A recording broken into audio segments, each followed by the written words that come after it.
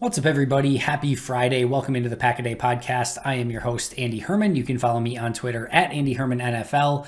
And today, my main topic is going to be players that Green Bay could target early in this draft that would actually give them the most return on investment this upcoming season. And we know that Green Bay generally likes to think long term with these type of things, which is generally the right way to go about things. But they're in a unique situation where you can tell they're at least somewhat trying to go all in on this season, redoing a bunch of contracts, bringing back an Aaron Jones, a Kevin King, bringing the band back together, if you will. But they didn't have quite the salary cap that they needed to go out and maybe improve the roster and get players that were going to be able to come in and help them right now. So maybe Green Bay looks to kind of do things a little bit different than normal and maybe target some players early in the draft that could actually help them out now rather than later in the season. And there's definitely some players early in this draft that could help them do that at a variety of different positions. So I'm going to be going over some of these players that I think could come in day one and help Green Bay. Not somebody that's going to have to sit on the bench for a while, not somebody that's going to hit their peak 3 or 4 years from now. Players that could come in and help Green Bay win a Super Bowl in 2021. So let's start at the wide receiver position. And I think, the names that come to mind are certainly one big name that comes to mind is a Rashad Bateman. But I think if you think of like a Rashad Bateman, somebody like that, you're looking at probably an outside receiver. I think that wide receiver is going to have a tough time in year one, learning the nuances of Matt LaFleur's offense, learning the nuances of what Aaron Rodgers likes from his wide receivers to come in and supplant MVS and Devin Funchess, who is a veteran in this league, and Devontae Adams and Alan Lazard. I think that's going to be, and even Equinemius St. Brown. I think any of your, Terrace Marshall would be another one. I think those players are going to be more for, next year, 2-3 years down the road, if you don't have some of those EQs, MVSs, Alan Lazards on the roster anymore.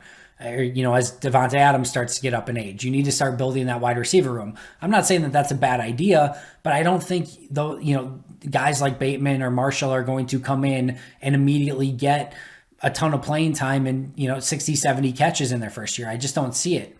However, I think if you look at some of those gadget, type of receivers, those slot type receivers, guys that you can just get the ball in their hands in a variety of different ways, and they have the ability to go 0 to 100 in a flash and get, be a threat to take it to, the distance at any given point at any given time. That's what Green Bay doesn't have on their offense. So I'm talking about the Kadarius Tonys, the Elijah Moores, the Rondale Moores, maybe even a Dwayne Eskridge, to a lesser extent from an explosive standpoint, but somebody who could certainly play that slot receiver position and make some plays as well in Amari Rodgers.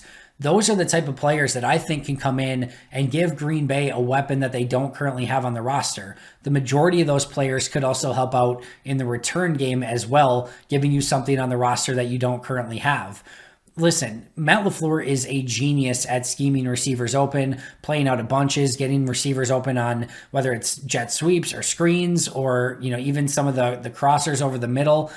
You don't usually have to be a very nuanced route runner. And when teams are so intensely focused on what Aaron Rodgers is going to do and having to stop the run with Aaron Jones, Devontae Adams on the other side, and even an MVS potentially deep, now all of a sudden you add in Elijah Moore, a Kadarius Toney, a Rondale Moore in the slot in a bunch formation that can just come screaming across, take a 1 or 2 yard pass and take it 70, 80 yards at any given moment. That is a nightmare for opposing defenses. And I don't expect any of these receivers, Toney, Moore, Eskridge, or Rodgers, to come in and be refined route runners or playing on the outside or, getting 60 snaps per game. But can you immediately find 20 to 30 snaps per game and 4 to 5 touches for them that could be the potential to be explosive playmaking plays? Yeah, I think you really can. And I think for that reason, those are all players that Green Bay could target that you get some immediate return on investment in year one. Another player along the offensive line, I know we've talked a ton about all the different offensive tackles that Green Bay could draft, but the one player to me that you talk about being able to come in and plug and play and kind of take the spot where Corey Linsley was and has vacated is a Creed Humphrey. Super athletic center, obviously played at a high level at the University of Oklahoma, and theoretically should be able to come in and play at a relatively high level relatively early in his career, I think as soon as this season. Now, there's definitely nuance that you have to learn, some of the cadence and snap with Aaron Rodgers. There's a variety of things there. But if you're able to go out and get a Creed Humphrey and plug him in at center, you start talking about having the ability to have a very athletic offensive line, especially once Bakhtiari gets back. Bakhtiari, Elton Jenkins at center, then Creed Humphrey. John Runyon Jr., if he could beat out Lucas Patrick at right guard, is an incredibly athletic right guard. And then Billy Turner at right tackle. That is a really fun and exciting offensive line group that has the ability to explode off the ball, pass protect, open alleys for Aaron Jones and A.J. Dillon. I really like the potential there. Plus, you still have some versatility, right? Either John Runyon Jr. or Lucas Patrick then move to the bench, once David Bakhtiari is back. To begin with, you move Elton Jenkins to left tackle if Bakhtiari can't play.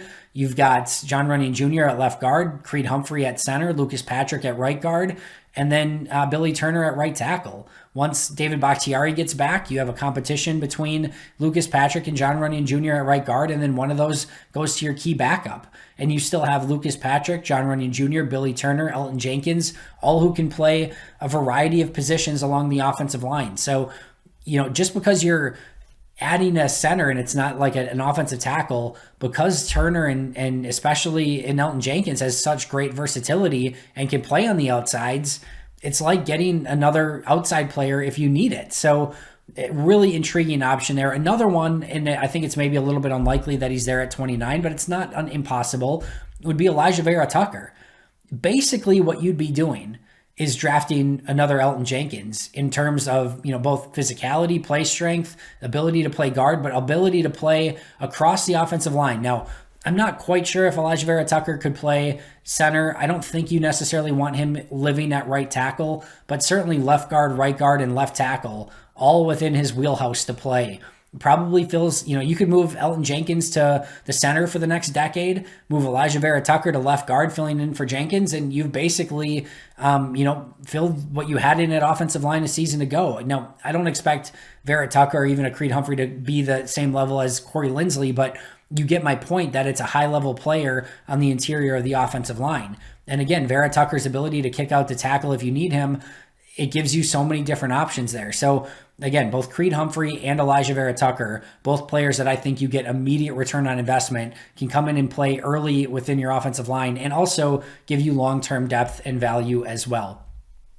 You look at some of the other players, obviously they're not going to get any return on value on investment on quarterback. Running back, definitely going to be tough when you've got an A.J. Dillon and an Aaron Jones. Tight end, usually they take 2 to 3 years to develop, even if they got, they're not going to get Kyle Pitts. So even if they got like a Freiermuth from Penn State, somebody like that, the odds that they're going to come in and compete with, Bobby Tunyon as a starter, and, certainly they're not going to block like Mercedes Lewis. You don't really need that next third or fourth tight end. So you're not going to get a ton of return on investment on tight end. So if you're looking at offense, I think, really, maybe an Elijah Vera Tucker, a Creed Humphrey on the interior, or one of those gadget wide receivers that has the ability to take it to the house at any time. On defense, I think the defensive line is just a weaker class. And even if you look at some of the top defensive linemen a season ago, or even just over time, it's really tough for defensive linemen to come in and be impactful in year one. Go back to Kenny Clark. As good as Kenny Clark is, he struggled. He didn't struggle, but nowhere near the player that he was even in year two as a Packer. It takes time to ramp up. Derek Brown and Javon Kinlaw last season mostly were nondescript seasons for those two. I think both end up being good players, but they were mostly okay for the 49ers and Panthers respectively. It takes defensive linemen a while to ramp up. So now add in the fact that it's a weaker defensive tackle class or interior defensive line class, there's definitely players that you can get return on investment on and can beat out a Tyler Lancaster, a Kingsley Keke, a Dean Lowry. But I just think it usually takes time, and I don't think you're going to get somebody that's going to ultimately turn around your defense this upcoming season.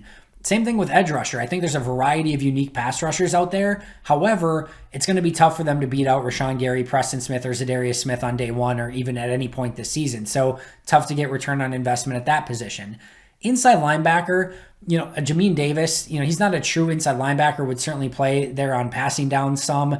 He would give you an extra level of athleticism. I definitely think you would get some ROI on him this upcoming season, but I think he'd be more of a long-term play, and honestly, I just don't see Green Bay going in that direction. They're usually not one of the super undersized linebackers. Same thing with like a Jeremiah Owusu-Koramoah. I love JOK. One, I don't think he's going to be there. Two, if he was, I do think they get some return on investment on him because I think you can use him in a variety of different ways, but just don't necessarily Green Bay going in those two directions. Zaven Collins, more of a hybrid outside linebacker, inside linebacker. Overall, I don't see somebody coming in and immediately having that impact, at least not, the player that Green Bay usually likes at that spot. That leaves defensive back for Green Bay. I've talked a ton at length about Greg Newsome. Think he could come in and compete with Kevin King on the outside or even take Chandon Sullivan's spot in the slot. Same thing with Afatu Melifonwu competing with Kevin King on the outside. I definitely think that he can compete there and play at a high level early on, although he may have a little bit more of a learning curve. And then same thing with Asante Samuel. Yes, he's small. He's good at everything else. Don't overthink it. Sometimes, a Devontae Smith is small. Sometimes a Asante Samuel is small. It does not mean that they are bad football players. In fact, both of them I expect to be very, very good football players. And I think Samuel comes in either outside or in the slot and competes from day one. So Newsome, Samuel, definitely two at the top of the list that could potentially be there for Green Bay. And then Elijah Moore and Aaron Robinson. You want to talk about guys who can come in and play the slot in that star position. I think both of those guys compete with Chandon Sullivan and potentially beat him out for that star position on day one. Robinson gives you some versatility to play outside. And listen, Green Bay needs depth in their secondary, both short and long term. Maybe not quite the return on investment as some of these other players, but I think Elijah Moore and Aaron Robinson find themselves on the field sooner rather than later. And then last but not least, Trayvon Merrick and Javon Holland. I'm going to especially go over Javon Holland here. I just think he has the ability to be a star player in the nickel in the slot. I also think he can play some safety if you want to move Savage into that star position. If you want to play Adrian Amos at some hybrid safety linebacker on obvious passing downs, Holland and Savage can play safety in that position. Like, if you drafted Javon Holland, you can get Savage, Amos, and Holland on the field on literally almost every single snap. Period. And he brings a ton of versatility to the table. I think he's a playmaker. I think he makes a ton of sense in that star position. So I think you get some immediate return on investment there. And I think he beats out Chandon Sullivan for that fifth defensive back spot sooner rather than later. So in kind of conclusion here, those gadget, shifty wide receivers, an interior offensive lineman like Creed Humphrey or Elijah Vera Tucker, maybe like a Jeremiah Owusu-Koramoah just because of his versatility, Greg Newsome, Asante Samuel, Elijah Moore, Aaron Robinson in the slot, or a Trayvon Merrick and a Javon Holland at safety. Again, you will find ways to get all three of those safeties on the field if the opportunity presents itself. All ways that Green Bay could get some serious return on investment on those draft picks in year one, which in a way would be a little bit of a nice change of pace. Thanks so much for joining me today. Always appreciate it. I'll be right back here tomorrow as always. Make sure to check out Andrew, Maggie, and Kyle on today's audio version of the podcast. But until next time, and as always, go Pack Go.